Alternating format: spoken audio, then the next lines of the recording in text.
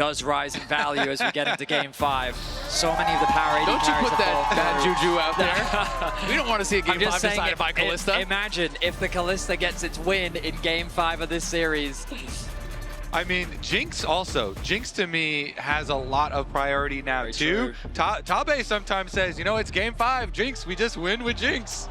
I also really am a fan of champions like Ashe, which has been relatively low priority. I think Ashe can be strong, Zeri can be strong, Jinx, and we're getting TF here. Has not been super successful at MSI, but it is a champion that if you can execute well on, you can dominate the side lanes, you can find picks, you can control movement on the map. I mean, I would say it hasn't been successful at all. 0-7 here at MSI, a champion that, alongside the Kalista, has not been able to win teams many games. AL putting a lot of faith in Shanks here in Game 5. The Alistar, an engaged champion that we often see early in the draft, has been left open all the way until the end. And that Jinx that you were talking about, Kobe, in the hands of Gumayusi. He's hovering it. This T1 team, they lock it. This T1 team that this year, as you touched on, so many changes. Zeus to Doran, controversial. Oh, Ziggs bot. The immediate response as well. They were expecting this. The Poppy comes through as well. Wow, AL with a clear game plan coming into Game 5. Absolutely, and this could be really difficult because what they're going to look to do is gold card onto the Jinx, Ziggs ult immediately on your head. They're looking for this sort of combo where you can dive into the backline, and Jinx can be pushed in and poked out by the Ziggs. It can be difficult, but it's not the most comfortable for some AD carry players. We have to see how well Hope can actually perform on it. He has played it a couple times already this split, so he should be locked in and ready to go. Plus, it gives you a lot of potential for playing the map. When Ziggs can blow up towers on the side lanes, create more space for Twisted Fate to work with and find some picks and keep that pressure up. I do like what T1 have as a foundation, though, for their draft. Simple, straightforward, front to back. Put your trust in Guma. This Jinx in the clutch has just been so valuable, especially in these Game 5s where the pressure is really high. Teams will show that extra bit of respect, which for a Jinx means that all she has to do is concentrate on farming, getting that first item. And if a member gets low and she connects that ultimate, the snowball quickly begins. We turn our eyes towards the top lane then. Camille protection ban here early on. Taking away the Hextech ultimatum, which is a great combo with working with a Ziggs. Also, Camille really good for split push, so they don't want to have to deal with Twisted Fate backing up split push Camille. I do like that strat. Nice one. I mean, right now, AL, they've got a lot of poke available to them. If they want to start fights, it's not going to be an easy thing for them to do. T1 have a very solid front line, so they're looking for things that can match into the Twisted Fate. With Ryze gone, with Silas gone, your ability to play through sides is not the easiest. The Bard being removed, I think, is a smart ban. When playing with the Ziggs, you can leave that Ziggs alone, safe to free farm in the bot lane. The Bard would have a lot of access to roam around the map. Well, that is going to be denied. I wonder if things like Pike rise in priority for Kael. Things like the Gragas a possibility as well for a little bit more disruption. LeBlanc taken away from Fake. Now, that's a throwback. Yeah, I mean, you have to go so deep here to find an answer in the mid lane now. Is it going to be probably? Things like a Akali still up and available. A bit risky into the Twisted Fate. If you do want a control mage, Hwei definitely fits the bill. Yeah, I mean, it also fits nicely with this front-to-back style comp that they're going for. When you see how much range AL is going to get, especially when that RFC comes through. Teasing the crowd a little bit, Gumayusi, as he will lock in the Hwei. This does mean that they have two low mobility carries at their disposal here. The Jinx and the Hwei must be protected. Oh, the debate right now for Flandre. Does he want to go full towards the tank? Or does he want a little bit more of backline access, a little bit more carry power? He will go for the Aatrox instead. And the pressure will be on Doran to do something with this counter pick. Doran, the newest member of the team. All eyes have been on him. Oh, of course, the Poppy support. my expectation was that it would immediately go into the jungle, but they're bringing Olaf out into the jungle. They want to run this Jinx down. It's very good against, Skarner and Alistar CC here. If you're looking at those two low mobility carries, and the only thing you have to get past is hard CC peel, that could be your way in. The one thing I've hated about Twisted Fate comps is it feels like there's not enough damage to facilitate it. Aatrox plus Olaf, that is a threatening backline. Gragas was the pick I was thinking. Doran has looked good on it, is up and available, and will give them some more explosive engage. You have to contain the Olaf, though. It feels like there's going to be all eyes on Guma. Get into the backline, the Olaf, the Ziggs ult, the TF ult, everything piling in to try to take down this AD carry. I mean, Doran's Gragas is a champion that he's brought out and had...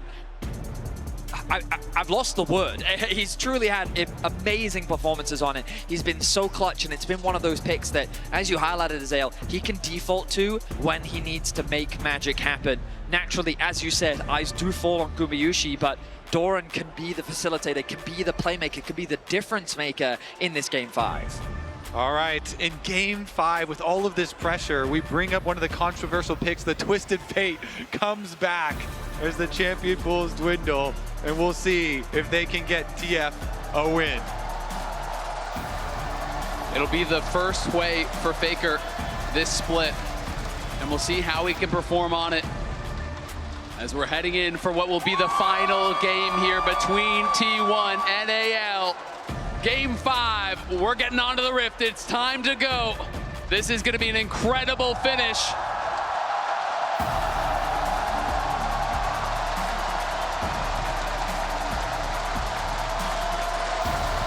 In the last game, Doran on the Jax came up huge for the team. Keria with the Spellbook Smite steal to get them the extra dragon, the extra range to the soul. It'll be only the 4th Hwei game for Faker all time. Has not lost on the pick just yet. Man with the champion Ocean, always going to have another bag of tricks to pull from. Right now, it is control over this brush, the entrance to the bot side river for AL. Olaf invades at level 1. You always have to be really respectful of that. If you get tagged by the axe, it could be trouble. But Faker knows it and is playing far back.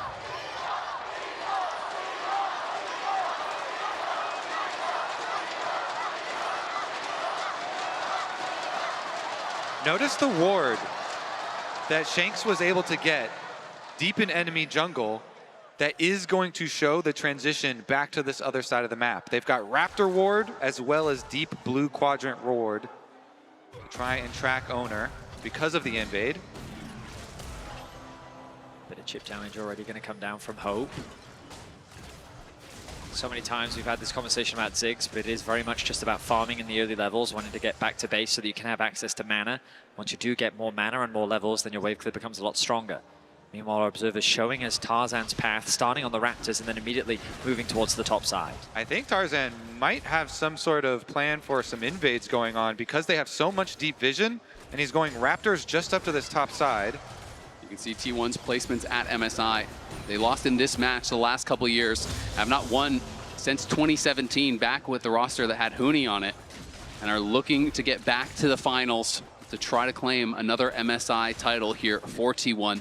Worlds has always been their tournament. They always perform well at MSI. Their dominance has not been the same as it has at that World Championship. Yeah, MSI, last couple years, stopped by the LPL. The trade's very aggressive. Heal's going to be used on both sides here. It is Spellbook this time for Kael as well as Keria. Both players have been making great use of it. Meanwhile, on the top side, we've been focusing so much on the bottom side of the map. It's Flandre off to an early lead, getting some nice trades against Doran, forcing him underneath the tower. Both mid laners throwing spells back and forth. You can see AL trading pretty aggressively, and Tarzan did start Raptors, then cleared up to his top side. He's now reverse clearing back down. I wonder if he is going to try to find some sort of an angle to get aggressive, or just wanted to end on this bot side. I think it's very much that. He wanted to make sure that he could just go straight towards that bot scuttle crab. He does playing with Pry on the bot side of the map right now. Yeah, I mean, look at that too. They go for the early recall for Guma. Back, he's got the Cole and Doran's blade, and they're going for the swap already. T1 making the call. Good poke there from Faker. Just trying to whittle down this TF. Being able to have Prio in a matchup against TF is so critical because you want to punish any roams that they go for. Keeping them locked under the tower is often the recipe for success, denying those roams before they even happen, or at the very least, if they go for it, making sure they punish. But you can see the early swap top. Guma is up here, Oner is behind. Flandre respecting the potential for this dive, but I think they're going to try to look for it. Oner will be the one to try to set it up. Body slam flash connects, he's stunned into the wall, and they're going to be able to take that first blood. T1 strike first in game 5.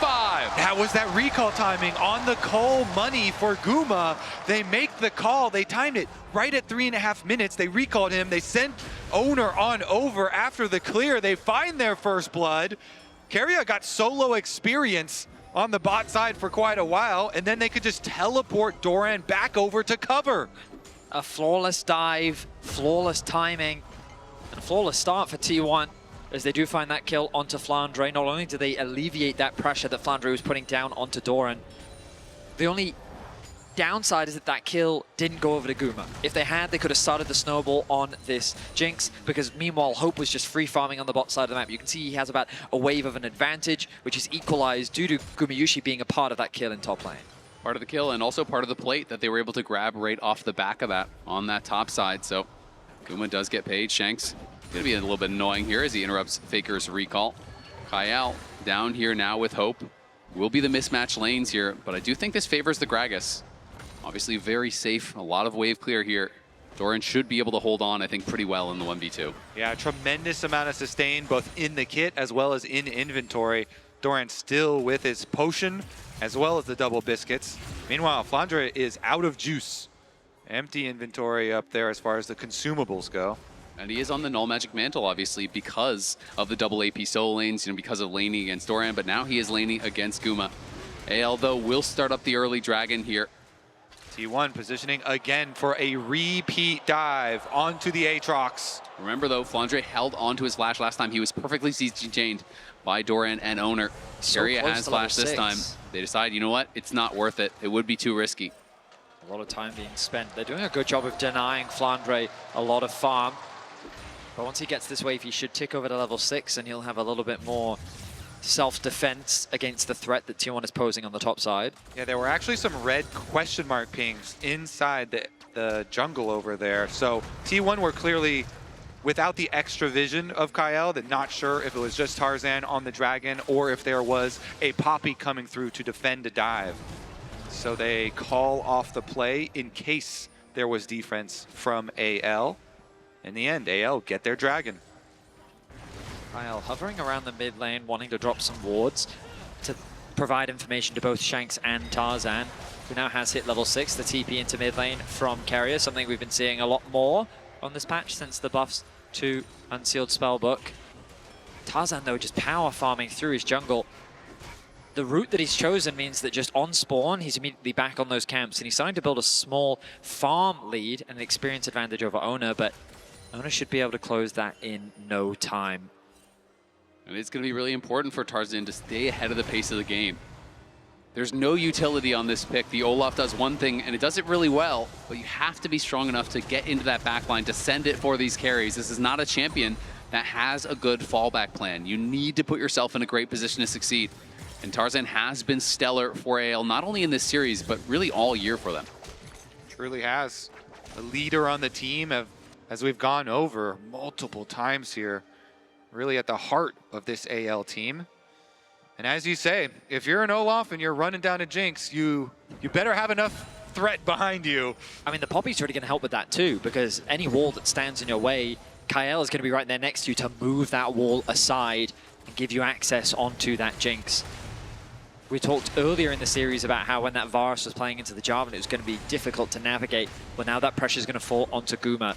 Both Flandre and Tarzan are going to be looking to put pressure onto this AD carry, while Hope and Shanks will be looking to apply as much poke as possible. T1 looking more so for that front-to-back team fight as they continue to scale up. All right, the grubs here and available. Lots of extra experience in here for the jungle. Would be very nice for Tarzan to grab these for AL. Of course, they're the team with the Twisted Fate and the split push possibilities as well for later. Looks like they're going to try to look for a steal just wide of Tarzan. The timing was on point. The aim just wide. Might have been able to steal one away. Nice interrupt Keria. there. Exactly, interrupted there by Kael, who does take over to 6. Keria This is interesting. This could be a trap play. The Skarner's going for counter jungle, but Twisted Fate has ultimate ready. We'll see if they're going to be able to spot him out here.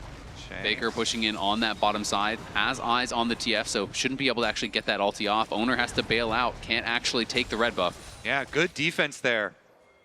The threat of the Twisted Fate ultimate and the Poppy here. Kael comes over, defends his jungler's red buff. As you said, the resources for the Olaf critical. They don't want to give away anything on the other side of the map. You can feel the tension as Tarzan is just kind of quietly playing his game.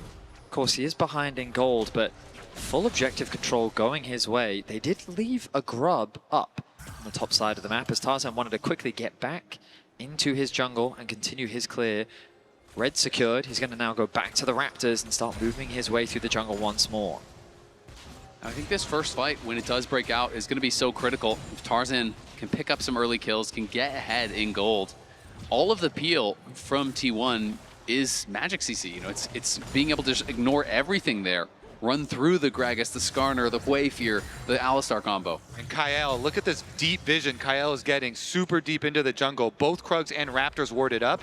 Tarzan now finishing his re-clear up towards the top side. He can easily pick up the third grub, which is so nice when you have this Ziggs that can blow up towers.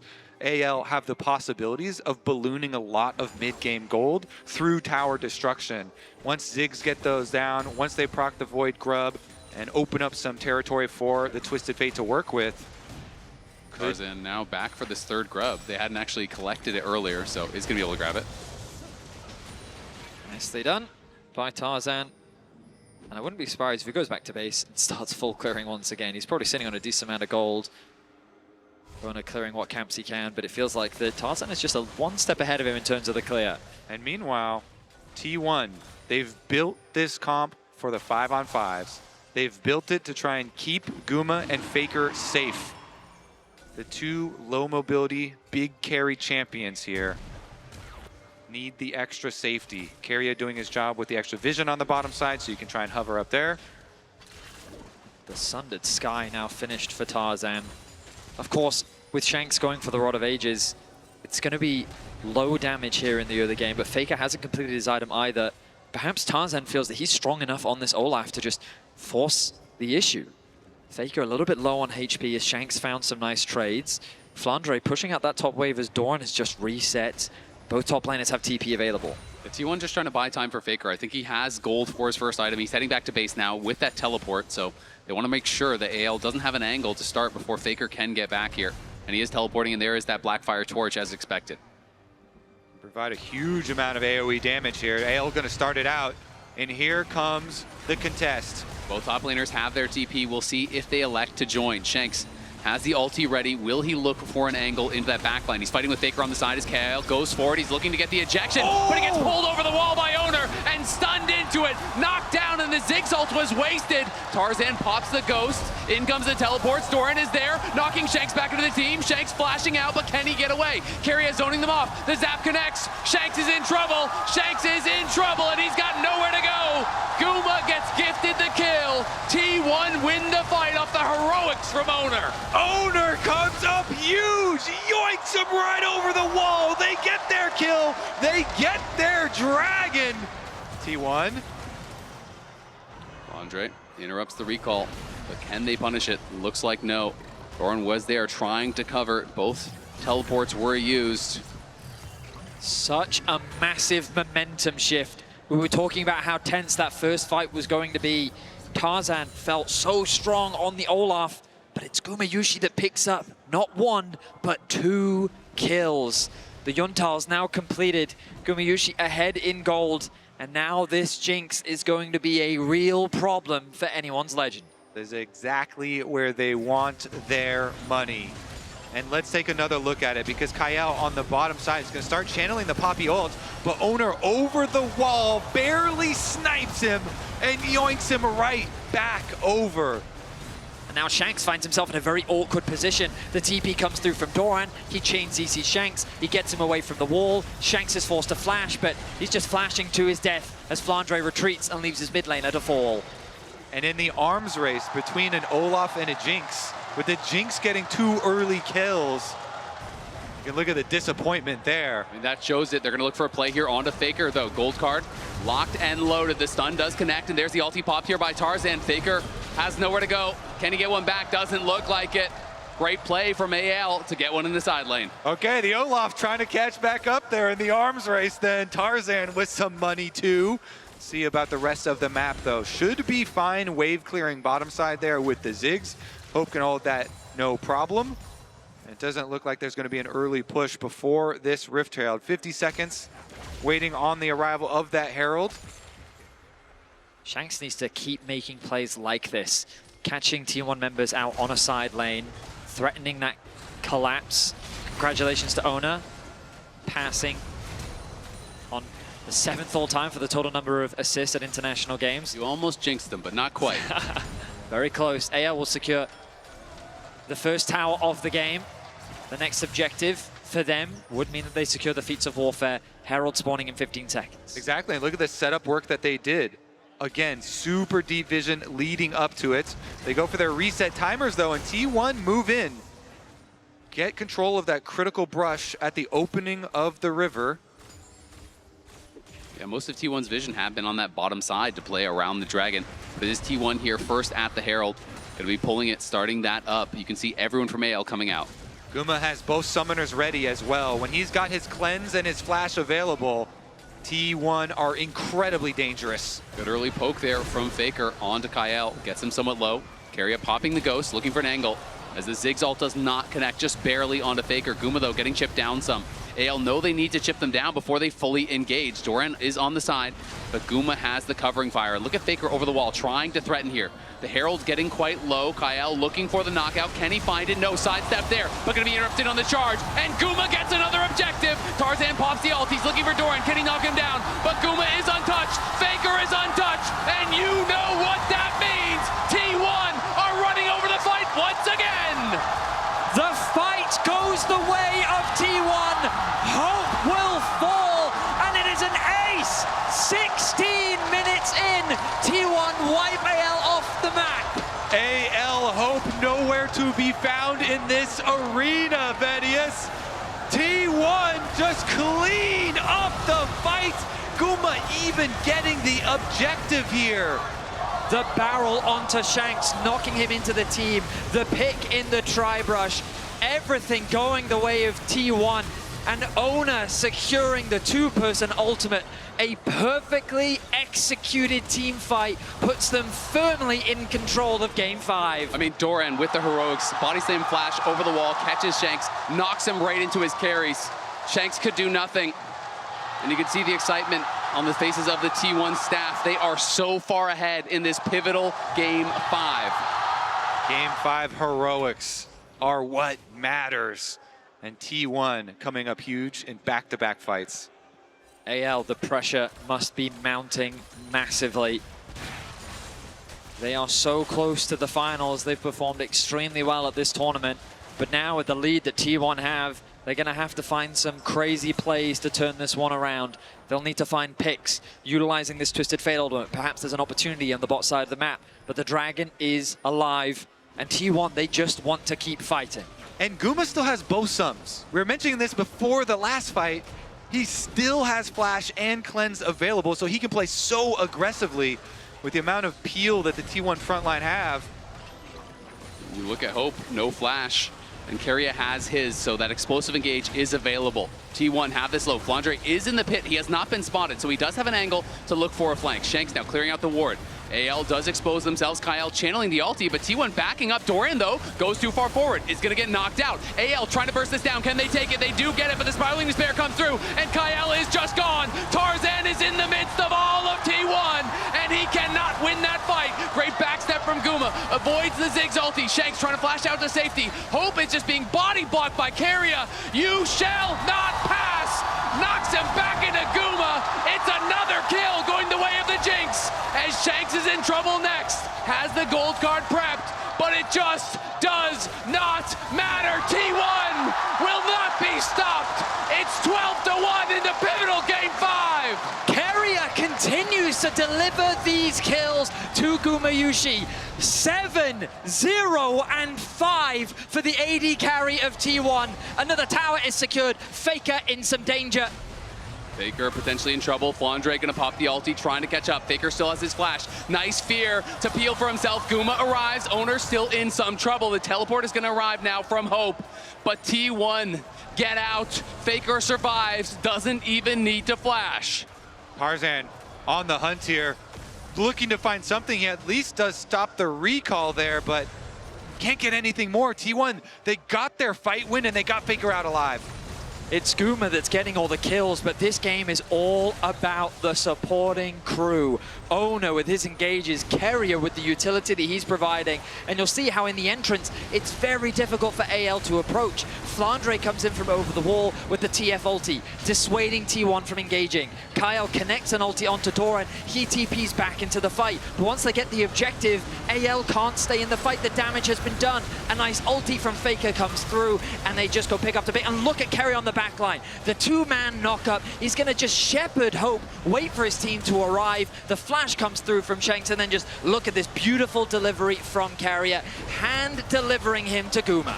And Guma hitting zap after zap on Shanks, keeping him in range, slow after slow to be able to chase down the extra one. They let nobody out alive. The last 5 international winners, 4 of them have been from the LCK. If T1 does take this series, it would be an all-Korean affair in the finals, guaranteeing the 5th straight international title for the LCK. They are headed that way right now, and Guma is leading them there. 100% kill participation from the Jinx. TP comes through. Looks like from Keria. The Artican, an objective that T1 have loved to force around in this series. They know that they're stronger in the fight. AL are going to have to find some magic in this Game 5. This Jinx is so strong, and here we go. They're starting it up already. Keria and Doran on the side, trying to block them out. The Herald will be summoned as a distraction, but Tarzan, Kael, and Hope coming in on the side. TF ult is going to be popped. Shanks is trying to join from above. He does land some good poke there onto the backline. Faker incredibly low.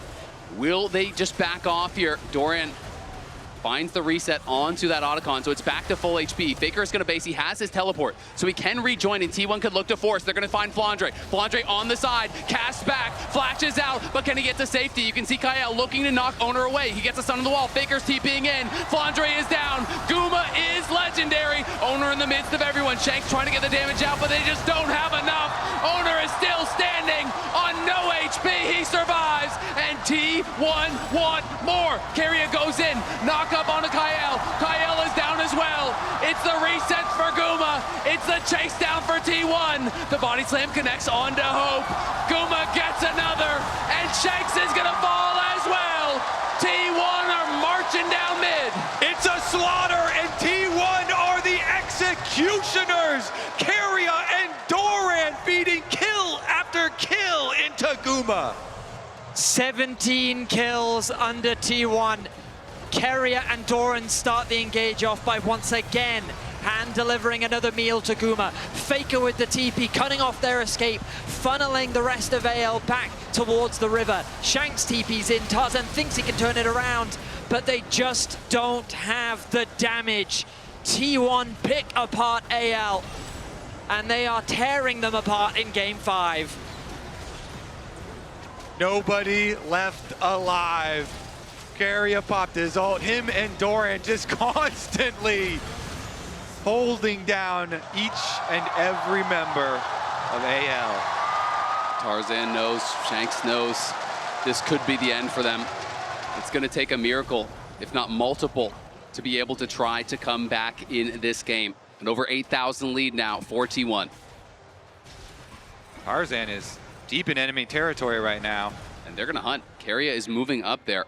Will they be able to actually chase him down? Tarzan has been spotted. Double TP here to try to cover AL.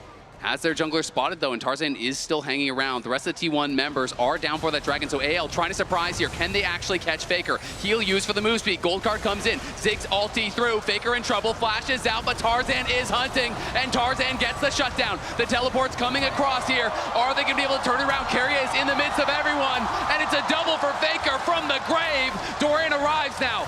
T1 low on damage, but they just want to keep them around. Guma is coming, as is Oner. He's taunting them! And look at Keria, he is just styling on them. Oner is almost here now. And AL, no, they don't have the damage. Keria is dancing on AL, and he's soon to be dancing on their graves. Flashes out, but does get shut down. Hope in trouble. Great sidestep, though. Oner does not connect. Guma still on the way. Not here just yet. But can there be an angle for AL? Guma now arrives. Oner still surviving. The ulti can expire from Flandre. Can he take one with him? The CC is never ending here. They get another shutdown though. Hope with another kill maybe gives them some way in. But Keria styling on him. I have never seen him playing like that. On an international stage, the confidence is just oozing out of T1. People lovingly say the T1 circus, and they are starting to have some fun here. Maybe a bit too much, some shutdowns going back the way of AL.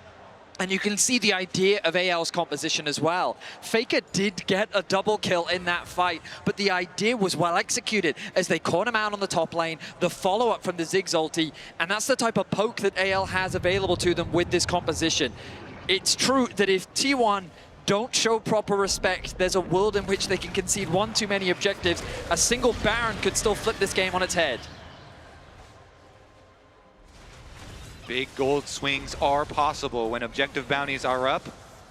But right now, T1 with such an advantage that they can go clean it out and force you to walk into darkness versus Keria, Oner, and Doran, this front line that has been so good at setting up for the carries. Here we go. With the Scuttle Crab, they'll see all of the wards. Oner they don't even kill it. Tarzan could be in some trouble here. Doesn't want to use the ulti just yet, but he's in so much trouble. Now gonna pop it, try to turn around here. Shanks coming in from the side with the red card. Flandre is rooted up, and Tarzan is down already. Doran now coming, and Flandre's gonna fall as well. Guma legendary again as Oner goes forward. He's looking for Kael. Hope trying to lay down some covering fire, but he can't do much. Shanks now retreating back. The carry's still alive here for AL, but Oner looking for the dive. Keria is behind him. Shanks is locked up, and Shanks is gone. The ignite pop there onto Hope. He's got to get back to safety if they have any hope of holding on to this game. T1 is hungry for blood. They find another 4. It's only Hope left alive as another tower falls. The Baron is there for the taking, and T1, they are dominating in Game 5. It's like a waterfall when all of the tension just releases in game number 5. T1, fight after fight after fight, just crushing it. Having fun now on the stage. And the Baron will be theirs. Tarzan trying to get there as fast as he can, but it was obviously too late. Hope even teleporting out. They're trying to see, can we find someone on a late recall, catch someone, get some purchase in this game. T1, I think most people were betting against them coming into this series, but it always feels like when you count out T1, they just get stronger and stronger and stronger. The struggles they're always able to overcome never cease to amaze me. Yeah, a crazy year for them. Zeus for Doran, swapping Guma and Smash, working so much this year. Everyone just thought it was going to be HLE and Genji, the representatives, but T1 climbing right back up, and they're moments away from looking to a rematch with Genji. And I was right there with everyone, thinking that it was going to be HLE and Genji, thinking that T1 wouldn't even qualify, and yet here they are, Game 5. 11,000 gold advantage, potentially moments away from closing the series and looking for that all LCK rematch. They took Genji to 5 last time. They certainly want to do one better, try to take him down this time. T1 pushing in 2 waves here. You can hear the roar of the crowd supporting T1 as they break into the base. The ulti comes down. Oner not able to connect there on the Impale, just barely. Flandre does back up, but the wave clear, not enough. Oner gonna get knocked out here. but there's no real angle for an engage from AL. Their damage is just too lacking. They can't really go in. And Kael has to flash out there as Faker shoots out the Spiraling Despair. Can't quite connect, but that's another summoner down. That's another resource lost here for AL. And they are working with scraps already. Gumayusi is monstrously strong. T1 looking, posturing. The Nexus towers and the Nexus, all that remains between them in the finals. The tower is going down incredibly fast. Faker somewhat low, but AL, if they're gonna make a stand, it's gotta be now. Shanks gonna pop the ulti here, but can't even find an angle. He's gonna look for Faker. They're gonna go for it, but the fear is perfectly timed onto Shanks. Into the back line goes Kael. They do get one kill. Shanks still surviving on the side, but Guma is alive. Keria is chasing Hope. Oner is there with the CC, and it's T1, baby. The more improbable it seems, the more inevitable they become. T1 continue to defy the odds and vanquish the LPL once again.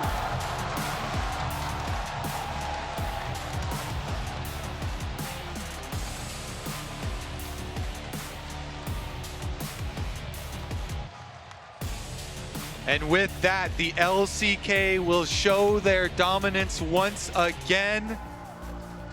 They will secure an all LCK finals here at MSI 2025. After the controversies and the struggles, T1 once again find themselves in an international final. It's been a few years since they were last in an MSI final, but it was hard fought. AL took them to the very brink, but in Game 5, they showed their resolve. They demonstrated their excellence, and they find themselves in a rematch against Gen G once more. A valiant effort from AL, an honorable tournament. They can stand proud. An incredible team with a very bright future, pushing both Gen G and T1 to the brink. 5-game series against both. We know we will see